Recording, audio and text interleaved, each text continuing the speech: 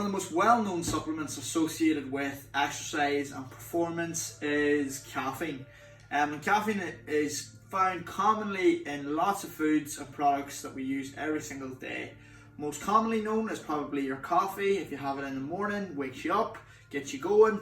And today we're just going to be talking about how caffeine actually improves your exercise and performance. So why caffeine works so well is once it's consumed within 60 to 90 minutes, it enters the bloodstream and hits you. It gives you that spark and that focus. And one of the main things about caffeine is that it affects both brain and body cells. It affects every cell in the body in one way or another. And this is what gives you this all-around effect that caffeine is shown to do.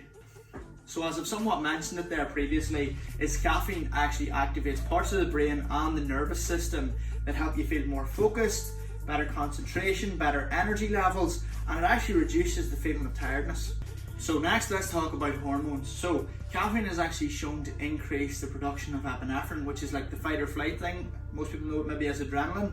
And basically this is what increases your performance. You've got that fight or flight response or hormone inside you, and so it makes you perform better during exercise. Next up, fat burning.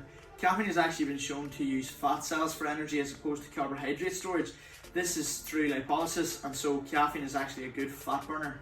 Moving on, so caffeine has actually been shown to increase your thermogenesis or heat production when it's in your system, and so this burns more calories through increasing your temperature.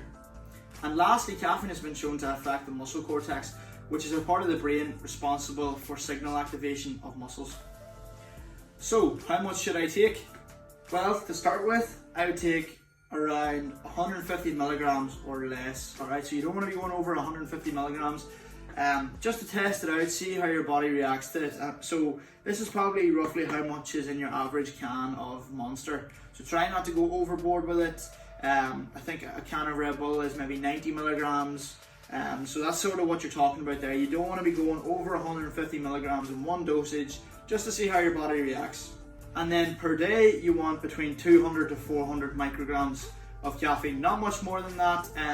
This has been shown to be a safe limit, and so I would stick within that as well. There is crashes that can be associated with caffeine, so if you take 400 milligrams, say in one go, your heart would get real heavy palpitations. You might smash a workout, but then you'll have a crash after that once the caffeine gets broken down by your liver. So definitely test it out. Don't go above 150 milligrams in your first dosage. See how you get on, then you can increase it incrementally until you find a dosage that works for you. But again, try not to go above 400 milligrams in one day. Lastly, I'd recommend that if you do seem to be taking more than 200 plus milligrams per day in order to see a benefit from caffeine, it might actually be worth your while going the opposite way. And so instead, decrease the amount of caffeine that you're taking for a wee while, and that way it'll hopefully reduce your level of tolerance. And then that way, when you take caffeine again, you'll actually see a benefit without having to go up into the high 400 number. So hopefully that's beneficial and interesting for you. Thanks so much for watching, and I'll catch you in the next one.